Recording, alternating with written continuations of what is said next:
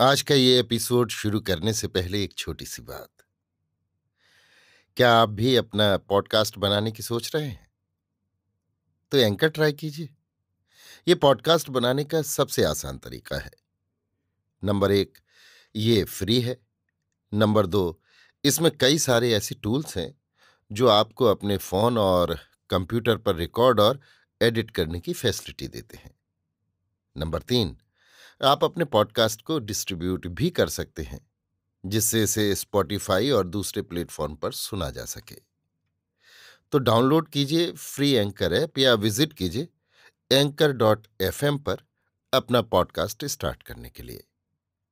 ये तो थी एक छोटी सी जानकारी, और अब शुरू करते हैं एपिसोड का सिलसिला। तो आज के एपिसोड में लीजिए सुनिए आचार्य चतुर्सेन शास्त्री के लिखे उपन्यास वयम रक्षामः का 6वां भाग, वरुण ब्रह्मा, मेरी यानी समीर गोस्वामी की आवाज में। प्रलय का जल बेरसा नदी तट पर बसी सुषा नगरी तक नहीं पहुंचा था। फिर भी लोग कुछ मर गए, कुछ छोड़कर चले गए। सुषा नगरी, जो मन्यूपुरी भी कहाती थी, उजाड़ और वीरान बहुत दिन तक पड़ी रही। उस पर 5 फुट मोटा धूल का स्तर जम गया। इसके बाद जब स्वयं भुव मनु के अंतिम प्रजापति दक्ष का अधिकार समाप्त हुआ, तब दक्ष की पुत्री अदिति का पुत्र वरुण, सूर्य का सबसे बड़ा भाई, सुषा नगरी में आया। उसने उसे खुदवाकर साफ किया, धूल मिट्टी दूर की, ऊंची नीची भूमि समथर की, रुके हुए जलों को नहर खुदवाकर समुद्रों में बहा दिया, और सुषा प्रदेश और मेसोपोटामिया में आदित्यों की बस्तियां बसाईं। पाठकों को ज्ञात हो, अदिति से मारीच को 12 पुत्र हुए, जो आदित्य कहाए। वरुण उनमें सबसे बड़े और सूर्य सबसे छोटे थे। परंतु आगे चलकर जैसे सूर्य कुल ने आर्य जाति का निर्माण किया, उसी प्रकार वरुण ने सुमेर जाति को जन्म दिया। ये सुमेर जाति सुमेर सभ्यता की प्रस्तारक और ईरान की प्राचीन शासक हुई।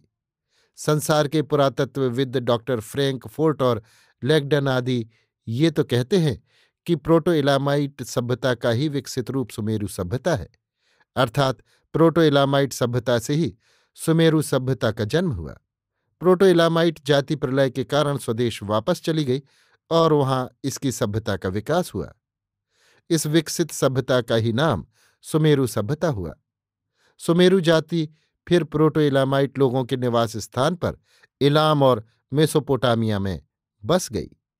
प्रोटो इलामाइट जाति का स्वदेश कौन था और वो प्रलय के बाद कहाँ चली गई तथा कहाँ से पुनः सुमेरु सभ्यता को लेकर मेसोपोटामिया में आ गई, संसार के पुरातत्वविद अभी इस प्रश्न का उत्तर नहीं दे पाए हैं। परंतु इस प्रश्न का उत्तर हमारे पुराणों में है, और वो ये कि जिसे प्रोटो इलामाइट जाति कहा गया है, वो चाक्षुष जाति थी, जिसके 6 महारथियों ने विलोचिस्तान और ईरान होते हुए इलाम और मेसोपोटामिया को जय करके अपने राज्य स्थापित किए थे, तथा वो भारतवर्ष के ही दक्षिण पश्चिम इलाके में उससे पूर्व विकसित हुई थी, तथा सुमेरु सभ्यता के संस्थापक एक प्रकार से दोबारा नई सृष्टि रचने वाले सूर्य के ज्येष्ठ भाई वरुण थे, और उन्हें ही ब्रह्मा के नाम से विख्यात किया गया है। ये एक मार्के की बात है कि केवल सूर्य के ही वंशधर भारत में आर्य जाति में संगठित हुए, परंतु शेष 11 आदित्य ईरान, मिस्र, पैलेस्टाइन, अरब और चीन तिब्बत तक फैल गए। इन सब ने देव जाति का संगठन किया। संक्षेप में देव का अर्थ है आदित्य, और मन्यूपुरी वरुण के काल में सुषा नाम से विख्यात रही, पीछे इंद्रपुरी अमरावती के नाम से विख्यात हुई। पाश्चात्य जन वरुण को लॉर्ड क्रिएटर कहते हैं, जिसका अर्थ है देव कर्तार ब्रह्मा। अवस्था में वरुण को अरुंद कहा है। इलोहिम, इलाही भी वरुण ही को कहते हैं। इलाही या इलोहिम का अर्थ है इलावर्त के उपास्य देव वरुण। शतपथ ब्राह्मण में और जेनेसिस के इतिहास में समान रूप से कहा गया है कि वरुण देव ने पृथ्वी और आकाश को सम किया। वरुण ने प्रलय के रुके हुए जलों को समुद्र में नहरें खुदवाकर बहा दिया, समुद्रों की सीमा बांधी, जल को अधिकार में किया, पृथ्वी को सूखी, सम और उपजाऊ बनाकर उसमें बीज बोए। इसी से वरुण को जलों का देव कहते हैं। उन दिनों अरब और फारस के बीच का सारा इलाका सुशा स्थान कहता था। इसी को छल देश चल्डिया कहते थे। वरुण का एक नाम अवस्था में उर्मज्द भी प्रसिद्ध है। नवीन सृष्टि रचने और देवों का आदित्यों का ज्येष्ठ पुरुष होने से वरुण को ब्रह्मा कहा है तथा जल का विभाजन करने से नारायण कहा गया है। जल को संस्कृत में नारा भी कहते हैं। श्रीनार, क्षीर सागर, सिरी का समुद्र, पर्शिया की खाड़ी और उर्मज सागर का नाम था। मत्स्य पुराण के अनुसार ब्रह्मा ने ब्रह्मांड के अर्थात अपने राज्य के दो खंड किए। एक ऊपर का पार्वत्य प्रदेश खंड, दूसरा नीचे का भूमि खंड। ऊपर का खंड स्वर्ग और नीचे का भूमि कहाया। ठीक इसी पुराण के अनुसार ही जेनेसिस आदि पाश्चात्य पुराण शास्त्री भी कहते हैं। वरुण या अवस्था में ब्रह्मा को उर्मज्द कहा गया है। ये उर्महाद्य का बिगड़ा नाम है जो पुराणों में आया है। पुराणों में ब्रह्म संकट का उल्लेख है। ये वो घटना है जब ब्रह्मा ने जलों को दो समुद्रों में विभाजित किया। अंग्रेजी इतिहासकार जेनेसिस कहता है, इलाही ने कहा जल से जल पृथक होने चाहिए। इसके लिए एक शब्द अंग्रेजी का है, ऑर्डियल। इस शब्द का अर्थकोश में लिखा है जल और अग्नि की परीक्षा। जेनेसिस कहता है, इलाही ने कहा स्वर्ग के जलों को एक जगह एकत्र होने दो और शेष पृथ्वी को सूखने दो।